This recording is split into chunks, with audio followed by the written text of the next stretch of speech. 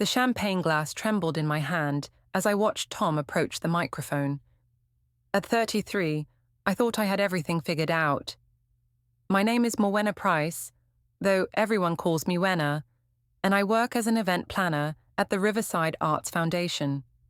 Standing there in my ivory silk dress, surrounded by 200 wedding guests, I felt invincible. This was supposed to be my moment of triumph, my chance to show everyone that modern marriage could work on my terms. Before we dive deeper into this story, I have one small request. Please subscribe, drop a like, comment, and hit that hype button to boost this channel so more people can discover these incredible stories. Ladies and gentlemen, Tom's voice boomed through the speakers at City Riverside Hall. His dark hair was perfectly styled, and that charming smile that had first caught my attention 6 months ago was now directed at our entire wedding party. I'd like to say a few words about our beautiful bride, Wenna. My husband Eliot sat beside me, his jaw tight. At 36, he taught high school mathematics and approached life with the same methodical precision he brought to algebra equations. His sandy brown hair was thinning slightly, and tonight he looked older than his years. I reached for his hand under the table, but he pulled away subtly. Wenna and I have worked closely together at the foundation, Tom continued, his eyes finding mine across the crowded reception hall. We've traveled together, planned events together, and I can honestly say she's one of the most passionate people I know. A few guests chuckled. My mother, Helena Godwin, beamed from her table near the front. At 58, she still maintained her blonde highlights and designer wardrobe, always ready to defend her daughter's choices. But I noticed my mother-in-law, Rosa Pryce, shifting uncomfortably in her chair. Rosa was 61, sharp as a tack, and had never quite warmed to me during my 5-year marriage to her eldest son. Eliot's a lucky man, Tom said, raising his glass. Though I have to say, some of our business trips have been absolutely unforgettable. My stomach fluttered. Tom was being reckless, but I found it thrilling. This was exactly the kind of excitement that had been missing from my marriage. Eliot was predictable, safe, boring. He came home every day at 4:30, helped our 7-year-old daughter Maya with homework, and fell asleep watching the news. Tom represented adventure, spontaneity, passion. In fact, Tom continued, his grin widening, I brought a little something to share with everyone tonight, a video from our recent conference in Portland. I think you'll all enjoy seeing Wenna in action. The blood drained from my face. Eliot's brother Nate, 28 and fiercely protective of his older sibling, stood up from his table. I don't think that's necessary, he called out, but Tom was already connecting his laptop to the venue's projection system. Oh, come on, I laughed nervously, trying to maintain control. Nobody wants to see boring work footage. Tom, you're being silly. But the projector was already flickering to life, casting a bright rectangle of light onto the wall behind the head table.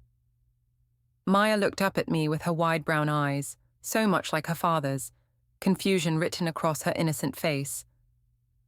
Mommy, what's happening? She whispered. Nothing, sweetheart. Just some silly work stuff. The first image appeared on the screen, me laughing in a hotel bar, wearing a red dress I'd specifically bought for the Portland trip. Tom's arm was around my waist, and we were clearly not discussing foundation business. The timestamp showed 11:47 p.m. on a Tuesday night in September. Murmurs rippled through the crowd. I felt heat rising in my cheeks, but I forced myself to keep smiling. This is just innocent fun, I announced to the room. Colleagues unwinding after a long day of meetings. But the video continued. There I was, dancing with Tom in what was obviously a hotel room, laughing as he spun me around, kissing him as the camera, clearly his phone propped on a dresser, captured everything. Turn it off, Eliot said quietly, but his voice carried in the sudden silence of the reception hall. Why? I snapped, my defensive instincts kicking in. Because you're too insecure to handle your wife having friends. This is exactly why our marriage has problems, Eliot. You're so old-fashioned, so jealous of any happiness I might find. Rosa Pryce stood up slowly and walked out of the reception hall, her face pale. Several other guests followed her lead. Maya began to cry softly, and Helena rushed over to comfort her granddaughter. "Wenna," Nate called out, his voice sharp with anger. "What the hell is wrong with you?" "Nothing's wrong with me," I shot back. "I'm a grown woman who refuses to be controlled by outdated expectations. If people can't handle a modern marriage, that's their problem." But even as I spoke, I could see the damage spreading through the room like wildfire. Aunts and cousins were whispering behind their hands. My colleagues from the foundation looked mortified. The video was still playing, showing more intimate moments from that Portland hotel room. Through it all, Eliot sat in complete silence. He wasn't making a scene, wasn't shouting or demanding explanations. Instead, he was typing notes into his phone with the same methodical precision he brought to everything else in his life. For some reason, that calm response unsettled me more than anger would have. Tom finally turned off the projector, but the damage was done. The reception continued awkwardly, with most guests leaving early, and those who remained speaking in hushed tones. As I watched my wedding celebration crumble around me, I told myself that everyone else was the problem. They were small-minded, jealous, unable to understand that love could take many forms. But as the night wore on, I couldn't shake the image of Eliot's face when that video started playing. Not angry, not hurt, just calculating. And when I caught him quietly asking Tom for a copy of the video file for personal reasons, a small chill ran down my spine.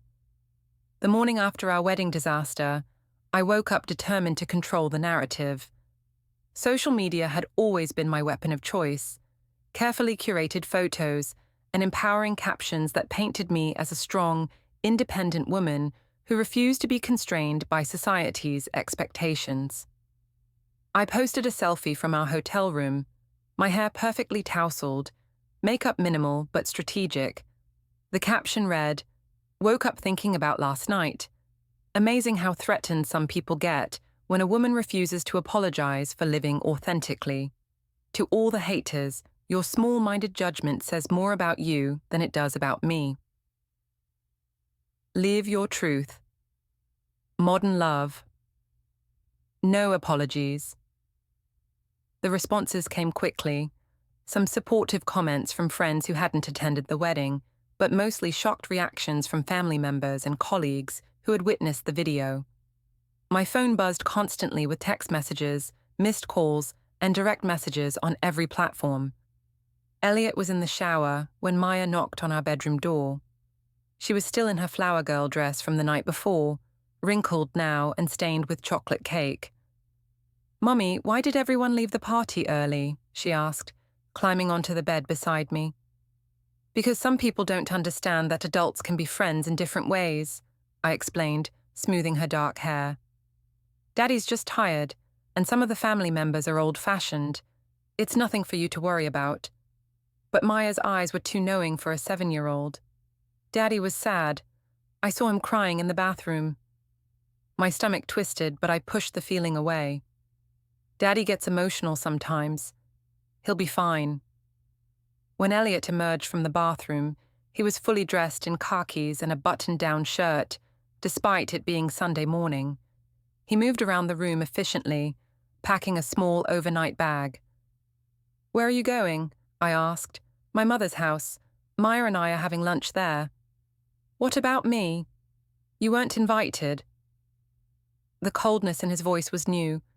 Usually when we fought, Eliot would try to talk things through, to find some middle ground. This felt different, final. "Look," I said, sitting up straighter. "I know last night was awkward, but people will get over it. Tom was just being playful. It's not like anything serious happened."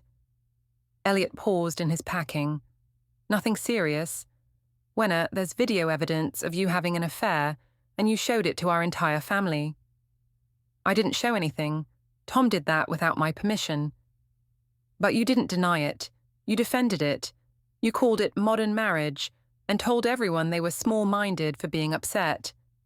I felt my anger rising. This was exactly the kind of controlling behavior that had driven me to Tom in the first place. So what if I did? I'm not going to be shamed for refusing to live in a box.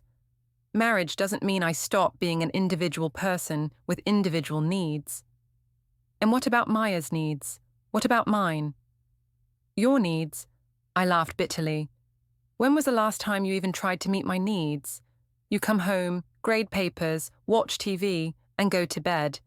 You haven't planned a romantic evening in years. You never want to go out, never want to try anything new. I felt like I was dying of boredom. Maya started crying again, overwhelmed by the tension she didn't understand. Eliot picked her up gently, whispering soothing words in her ear. "We'll talk about this later," he said quietly, "when Maya isn't here." After they left, I spent the day fielding phone calls and damage control. My mother called first, her voice strained with forced cheerfulness. "Darling, I think you should consider posting some kind of clarification," Helena suggested. "Maybe explain that the video was taken out of context." "I'm not apologizing for anything, Mum. I haven't done anything wrong." "I'm not saying you have, sweetheart, but think about Maya. Think about your job. Sometimes we have to play the game a little bit." My job. I hadn't even considered the professional implications. The Riverside Arts Foundation prided itself on family values and community reputation. By Monday morning, my email inbox was full of messages from board members, donors, and colleagues. The subject lines ranged from concerned to urgent to immediate response required. The worst was from my direct supervisor, Patricia Chen. "Wenna, please see me first thing Monday morning. The board has received several calls about last night's events. We need to discuss how this impacts your position with the foundation." I stared at my laptop screen, fury building in my chest. How dare they judge my personal life? How dare they threaten my career because I refused to be a perfect little wife? I crafted another social media post. "Apparently, some people think your employer should control your personal relationships. Interesting how quickly progressive organizations show their true colors when a woman exercises her autonomy." Double standards, darder workplace discrimination, darder still not apologizing. By evening, when Eliot and Maya returned, the situation had escalated beyond anything I'd anticipated. Eliot's face was grim as he helped Maya with her bath and bedtime routine.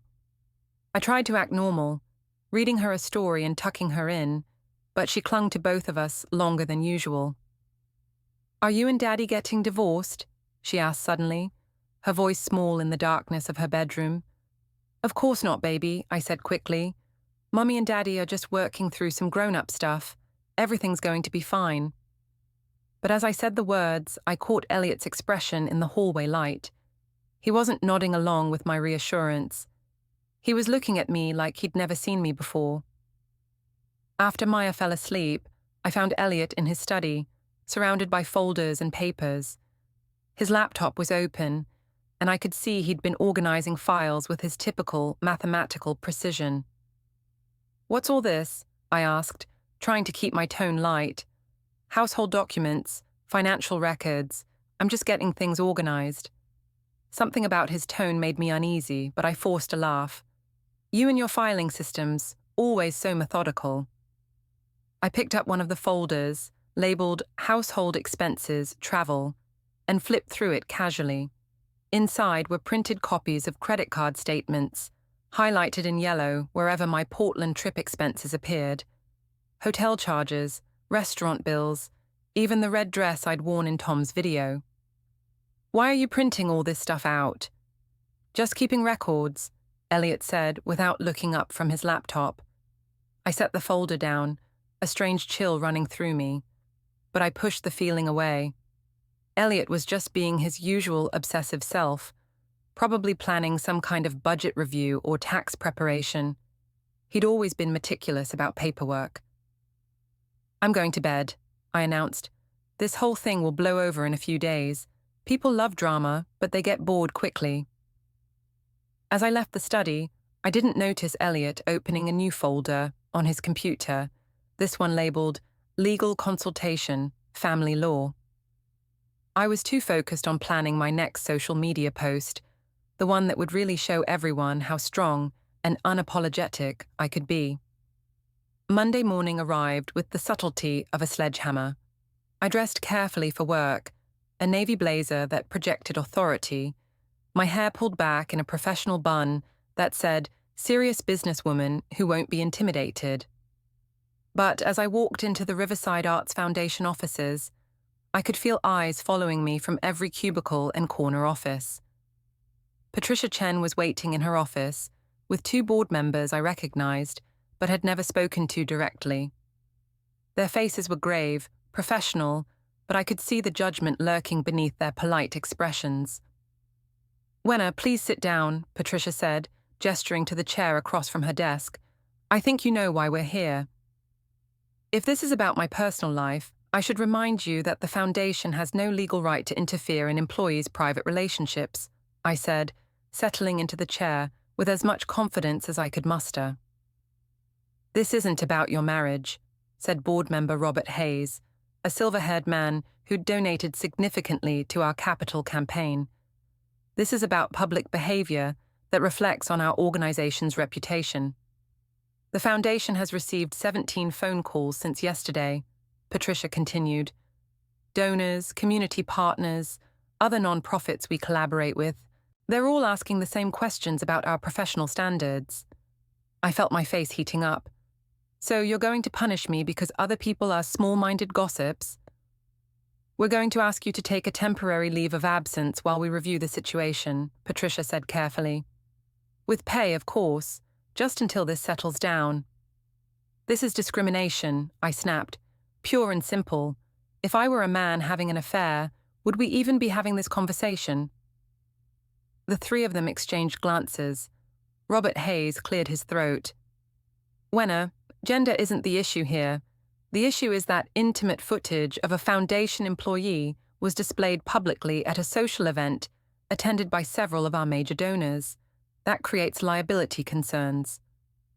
I wanted to argue further, but I could see the decision had already been made. They handed me a formal letter outlining the terms of my temporary suspension and suggested I clean out my desk that afternoon to avoid any awkward encounters with colleagues. As I packed my personal items into a cardboard box, I could hear whispered conversations stopping abruptly whenever I passed by. My assistant, Jennifer, offered to help but couldn't meet my eyes. The whole office felt contaminated by judgment and false sympathy. I drove home fuming, planning the social media post that would expose their hypocrisy to the world. But when I pulled into our driveway, I noticed Eliot's car was already there. He never came home during school hours. I found him in his study again, but this time he wasn't alone. A woman in a business suit was sitting across from his desk, taking notes in a leather portfolio. They both looked up when I entered, and I immediately sensed I'd interrupted something important. "Wenna," Eliot said calmly, "this is Margaret Foster. She's helping me with some financial planning." Margaret stood and extended her hand with professional courtesy. "Mrs. Pryce, I was just leaving." She gathered her papers quickly and headed for the door. "I'll have those documents ready for you by Wednesday, Mr. Pryce." After she left, I confronted Eliot directly. "Financial planning? Since when do you hire consultants for our budget?" "Since I realized I needed professional advice about some decisions I'm considering." Something in his tone made my stomach clench. "What kind of decisions?" "Long-term planning, asset protection, that sort of thing." He was being evasive, which wasn't like him. Usually, Eliot was almost annoyingly transparent about every detail of our finances. He'd show me every bank statement, every investment quarterly report, every tax document. This secrecy felt ominous. "Eliot, are you planning to leave me?" He looked up from his computer, his brown eyes steady and unreadable. "I'm planning to protect myself and Maya. Beyond that, the next moves are up to you." "What's that supposed to mean?" "It means you have choices to make, Wenna. You can decide what kind of person you want to be going forward." His calm was infuriating. I wanted him to yell, to accuse me, to give me something to fight against. This quiet determination was worse than anger. "I know what kind of person I am," I said. "I'm someone who refuses to apologize for living authentically. I'm someone who won't be controlled or shamed into pretending to be something I'm not. And I'm someone who won't pretend that what happened at our wedding was acceptable. It was just a video, Eliot.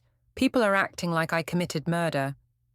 It was evidence of an affair, shown publicly to humiliate me in front of our family and friends. There's a difference." I felt my anger boiling over. "Fine, you want to play victim? Go ahead, but don't expect me to grovel or beg forgiveness for refusing to live in your boring little box." That evening, Maya seemed to sense the tension even more acutely. She was clingy at dinner, asking repeatedly if we were still a family, if we were still going to live in the same house. I assured her everything was fine, but I caught Eliot watching me with that same calculating expression he'd worn at the wedding. After Maya went to bed, I decided to do some investigating of my own. Eliot was in the shower, so I slipped into his study and started looking through the folders he'd been organizing so meticulously. What I found made my blood run cold. Bank statements going back 2 years, with my spending patterns highlighted in different colors. Credit card records showing every purchase I'd made related to Tom. Meals, clothes, hotel expenses, printed emails between Tom and me, including ones I thought had been deleted.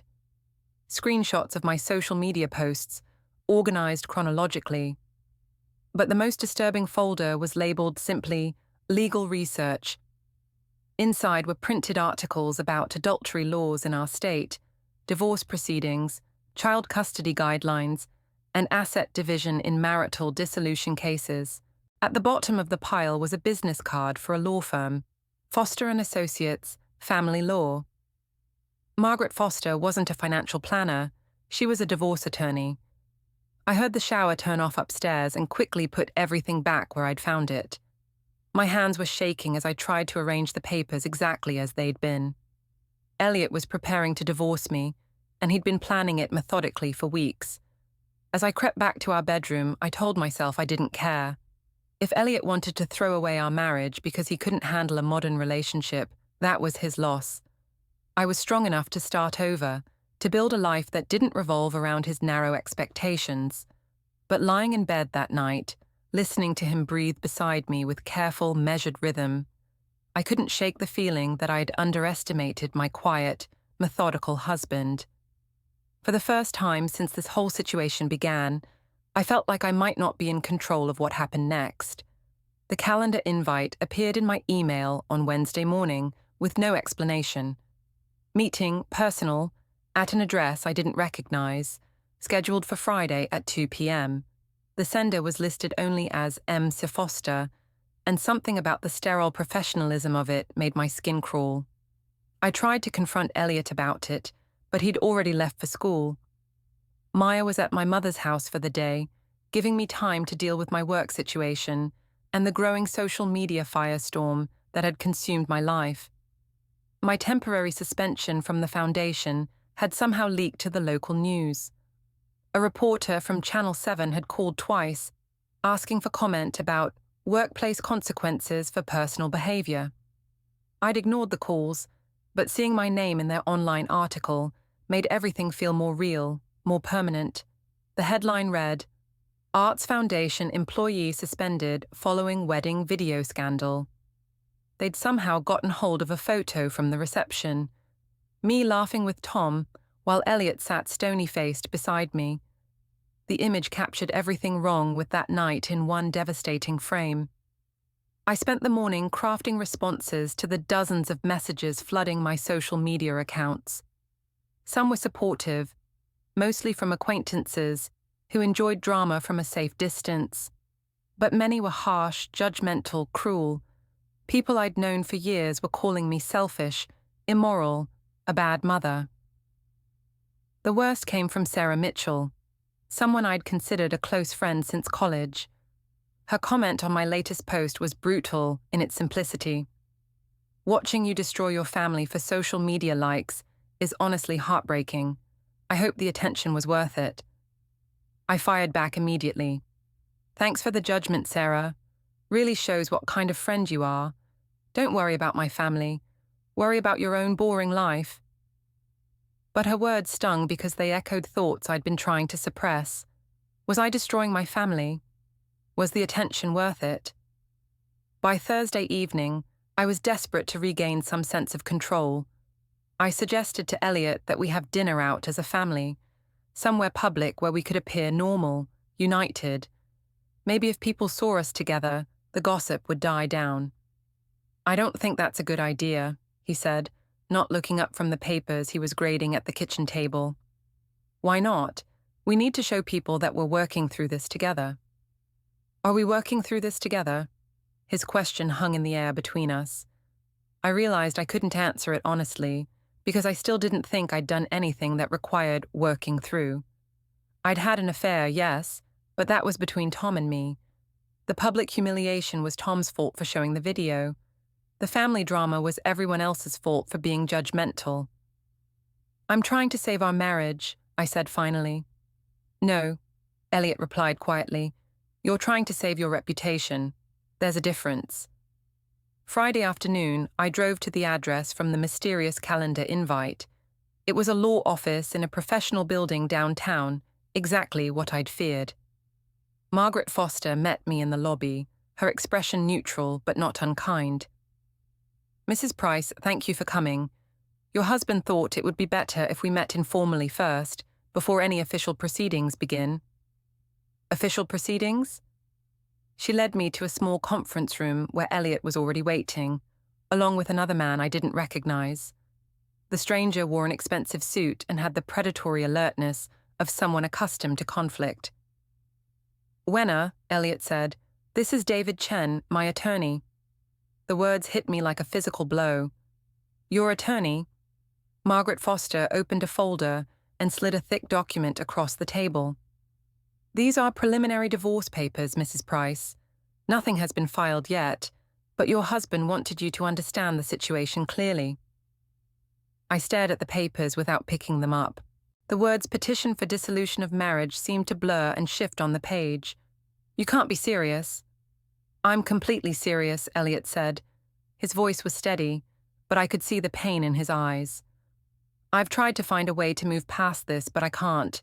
Not the affair, not the public humiliation, and especially not your complete refusal to acknowledge how your actions have affected Maya and me. So you're just giving up, throwing away 8 years of marriage because of one mistake? It wasn't one mistake, Wenna. It was months of lying, followed by a public display that humiliated our entire family, followed by weeks of you defending your behavior and attacking anyone who questioned it. Margaret Foster cleared her throat gently. Mrs. Pryce, these papers outline a proposed custody arrangement and asset division. Your husband is being quite generous, considering the circumstances. I finally picked up the document, scanning the legal language that would dismantle my life. Shared custody of Maya, with Eliot having primary physical custody. Division of assets that seemed to favor him significantly. Spousal support that was minimal and temporary. This is ridiculous, I said, my voice rising. You can't just decide unilaterally to end our marriage. I have rights. Yes, you do, David Chen said smoothly. You have the right to contest these terms, to hire your own attorney, to drag this through the courts for months or years. But I should warn you that we have extensive documentation of your affair, including financial records, showing marital assets used to support the relationship. What documentation? Eliot opened his own folder and spread several items across the table. Credit card statements showing charges at the Portland Hotel, printed text messages between Tom and me, screenshots of my social media posts defending the affair, even receipts from the red dress I'd worn in the video. You've been spying on me? I've been protecting myself, Eliot said quietly. Everything here is legally obtained from our shared accounts and public social media posts. I felt the walls closing in around me. This wasn't the emotional confrontation I'd expected. This was a carefully planned legal strategy, executed with the same methodical precision Eliot brought to everything else in his life. "I need time to think about this," I said, standing up abruptly. "Of course," Margaret Foster said. "Take the weekend." But Mr. Pryce would like an answer by Monday morning. As I drove home, my hands shaking on the steering wheel, I tried to process what had just happened. My quiet, predictable husband had outmaneuvered me completely. While I'd been posting defiant selfies and fighting with critics on social media, he'd been building an airtight case for divorce. That evening, Maya asked if we could have a family movie night like we used to. As we sat on the couch together, Maya between us, Eliot and me carefully avoiding eye contact, I realized this might be one of our last nights as a family. The movie was one of Maya's favorites, but I couldn't focus on the screen. All I could think about was the divorce papers sitting in my purse, the legal language that would transform us from a family into a custody arrangement. When Maya fell asleep against my shoulder, Eliot carried her to bed with the same gentle care he'd always shown. Watching them together, I felt something crack inside my chest. Not regret exactly, but a recognition of what I was about to lose. "Eliot," I whispered when he returned to the living room, "we can work this out. We don't need lawyers." He sat down across from me, his expression sad but resolute. "What would working it out look like to you?" "We could go to counseling. I could end things with Tom." "Could you apologize, publicly? Could you take responsibility for the damage you've caused?" I opened my mouth to say yes, but the word wouldn't come. Apologizing felt like admitting I was wrong, like accepting their judgment of my choices. Even facing divorce, I couldn't bring myself to do it. Eliot saw my hesitation and nodded slowly. "That's what I thought." As I lay in bed that night, I realized that my refusal to apologize had become a trap. I'd defended my position so publicly, so aggressively, that backing down now would feel like total defeat. But maintaining my stance was going to cost me everything I'd claimed to be fighting for. The irony was bitter. In my quest to live authentically and refuse society's constraints, I'd constrained myself into a corner with no way out. Monday morning arrived with the weight of inevitability. I'd spent the weekend crafting and deleting dozens of social media posts, trying to find words that would explain my situation without admitting fault. Every draft sounded either pathetic or defiant, and neither felt right anymore. Tom had been texting me constantly since Friday, asking what was wrong, suggesting we meet for coffee to talk through whatever's bothering me. His casual tone infuriated me. He had no idea that his stupid video had destroyed my life, that his moment of showing off had cost me my marriage, my job, my reputation. I finally agreed to meet him at our usual coffee shop downtown, the same place where our affair had essentially begun 6 months earlier. Walking in, I remembered how exciting those early meetings had felt. The secret smiles, the careful timing, the thrill of doing something forbidden. Now the whole place felt tainted. Tom was already there, looking annoyingly cheerful in his expensive jacket and designer jeans. He stood to hug me, but I stepped back, keeping the table between us. "Wenna, you look terrible. What's going on?" "What's going on?" I laughed bitterly. "My husband is divorcing me because of your little video stunt. I'm suspended from work. My daughter is asking if we're still going to be a family. That's what's going on." Tom's face shifted from confusion to something like guilt, but not enough guilt. "Look, I'm sorry about the video. I thought it would be funny, like a private joke between us." "A private joke? You showed it to 200 people." "I was drunk and I thought, you're always posting about how modern and open-minded you are. I figured you wouldn't care." His casual dismissal of my pain was the final straw. "You figured I wouldn't care? Tom, you've ruined my life for a joke. Come on, that's a little dramatic. So what if people know about us? You're always saying marriage shouldn't be a prison." I stared at him across the table, really seeing him for the first time. Tom wasn't passionate or exciting or romantic. He was selfish, immature, and completely incapable of understanding consequences. I'd destroyed my marriage for a man who thought my divorce was a little dramatic. "We're done," I said quietly. "What do you mean?" "I mean this whole thing is over. Don't call me, don't text me, don't contact me at all." Tom looked genuinely surprised. "Wenna, you're upset right now, but once things calm down—" "Things aren't going to calm down. My marriage is over. My job is gone. My family barely speaks to me. And for what? For someone who thinks destroying my life is funny." I left him sitting there, probably already planning how he'd spin this story to his friends. The drive home felt like a funeral procession, slow, solemn, final. At home, I found Eliot packing boxes in our bedroom. Maya was at school, so we were alone for what might be the last time as husband and wife. "I ended it with Tom," I said from the doorway. Eliot paused in his packing but didn't turn around. "Okay." "I said I ended it. Doesn't that mean anything to you?" "It means you're capable of making good decisions when the consequences become severe enough." His calm was infuriating. I wanted him to be angry, to yell, to give me something to fight against. "So what now? You're just moving out?" "I'm staying at my mother's until we figure out the custody schedule. Maya will stay here with you during the week, with me on weekends, until we can work out something more permanent." "This is really it? You're really giving up on us?" Eliot finally turned to face me, and I was shocked by how tired he looked. "Wenna, I gave up weeks ago. I've been waiting for you to show some sign that you understood what you'd done, that you cared about anyone besides yourself.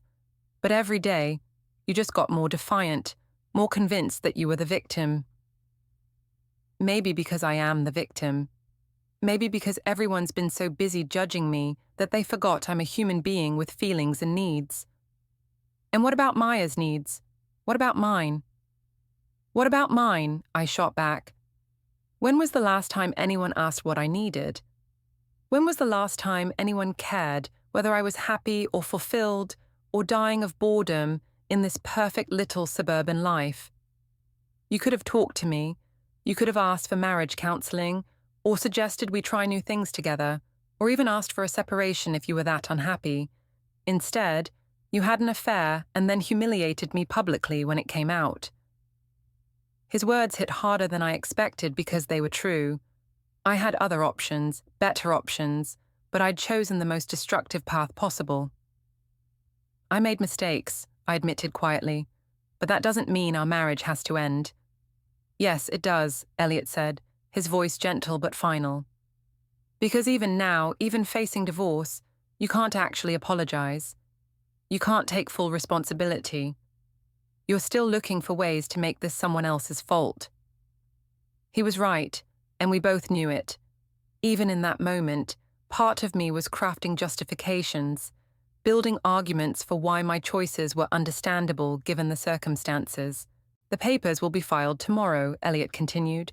"Margaret thinks we can have everything finalized within 90 days if you don't contest the terms. And if I do contest them, then we'll spend the next year fighting in court, spending money we don't have on lawyers, putting Maya through a custody battle, and probably ending up with the same result anyway. Is that what you want?" I thought about the documentation he'd shown me, the careful way he'd prepared for this moment. Eliot had always been methodical, but I'd underestimated how devastating that precision could be when turned against me. "No," I said finally, "that's not what I want." That evening, after Maya went to bed, I sat alone in our living room, surrounded by the remnants of our life together. Wedding photos on the mantel, Maya's artwork on the refrigerator, the couch where we'd spent countless evenings watching movies or planning our future. I opened my laptop and started typing a social media post, then deleted it. Started another one, deleted that too. For the first time in weeks, I couldn't find words to defend my position or attack my critics. I couldn't find a way to spin this story that made me the hero. Instead, I found myself scrolling through old photos on my phone, Maya's first day of school, with both Eliot and me beaming proudly beside her, our last anniversary dinner, before Tom came into the picture. Christmas morning last year, the three of us in matching pajamas that Maya had insisted on. In every photo, Eliot looked at me like I was the most important person in his world. When had I stopped seeing that love? When had I started taking it for granted? My phone buzzed with a text from Sarah Mitchell, the friend who'd criticized me so harshly online. I heard about the divorce. I know you probably hate me right now, but I'm here if you need to talk. I stared at the message for a long time before responding. I don't hate you. I think I hate myself. Her reply came quickly. That's a start. The courthouse steps were cold under the October morning sun as I waited for what I knew would be the final chapter of my marriage. 3 months had passed since that disastrous wedding night, 3 months of legal proceedings that had stripped away every illusion I'd maintained about my situation. The divorce had been finalized the previous week, but today was different. Today, Eliot was serving me with additional papers, something about financial fraud and misuse of marital assets that his lawyer had discovered during the property division process. I'd hired my own attorney eventually, a tired-looking woman named Rebecca Torres, who'd made it clear from our first meeting that my case was not winnable. Your husband has documentation for everything, she'd explained. Credit card statements, bank records, even GPS data from your phone showing trips that don't match your claimed work schedule. He's built an airtight case. The media attention had died down somewhat, but not before costing me everything.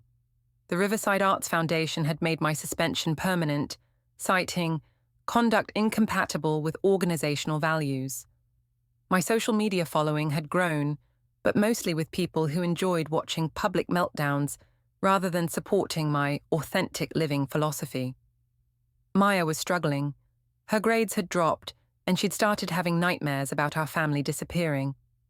The school counselor recommended therapy, which I'd agreed to, but every session felt like another judgment on my choices. Tom had disappeared from my life completely after our coffee shop confrontation, blocking my number and avoiding any events where we might encounter each other. I'd heard through mutual acquaintances that he was dating someone new, a young marketing coordinator who probably found his recklessness charming rather than destructive. As I sat on those courthouse steps, watching my breath form clouds in the cool air, I finally allowed myself to feel the full weight of what I'd lost. Not just my marriage or my job, but my identity as a good mother, a respected professional, a person worthy of love and trust. Eliot showed up at 9 with his lawyer, a deputy, and Maya clutching his hand. She ran straight to me, asking if it was true that I had to go away. Before I could answer, his attorney handed me a warrant, embezzlement and fraud. They'd traced hotel rooms, dinners, and clothes from my affair to the foundation's credit card, buried in fake business expenses. I tried to call it bad bookkeeping. The deputy called it theft and cuffed me in front of my daughter, while Eliot calmly told her that adults sometimes make choices with serious consequences. At the station, my lawyer explained the reality: nearly $8,000 in fraudulent charges, a plea offer for misdemeanor fraud, restitution, community service, and probation, or risk a felony and possible prison. I pled guilty. By evening, my mugshot was everywhere, with headlines about a disgraced foundation employee. That night, I finally wrote the post I'd refused to write for months, admitting everything: the affair, the theft, the lies, the damage to my daughter and my ex-husband. I didn't ask for sympathy. I just said I'd been utterly wrong. The responses were harsh but different. Less outrage, more weary recognition that I was, at last, telling the truth. The next morning, Eliot came by with a box of my things. We stood on the porch like polite strangers who used to share a life. I told him I had loved him and our family. I'd just lost sight of what mattered. He said that was the tragedy. I'd had everything I needed to be happy and convinced myself it wasn't enough. He promised he told Maya every day that I loved her and that none of this was her fault. As he walked away, I understood this was probably the last real conversation we'd ever have. From now on, It would be schedules and logistics, nothing more. 6 months later, I stood in court for sentencing. I'd done my community service at a homeless shelter, using my event skills to actually help people for once. Maya visited me every other weekend. With therapy and time, we were slowly rebuilding something fragile but real. Eliot was dating a kind, steady teacher named Jennifer, and Maya liked her, a fact that hurt and comforted me in equal measure. The judge gave me 3 years probation, restitution satisfied, case closed. For the first time in over a year, I felt a quiet, sober peace. Outside the courthouse, my phone buzzed. "Daddy says your court thing is over today. Can we get ice cream this weekend?" Maya texted. I wrote back yes, that I loved her, and she replied, "Love you too, Mommy." It wasn't the life I'd imagined when I walked into my wedding 18 months earlier, so sure of my own importance. It was the life I'd earned with my choices.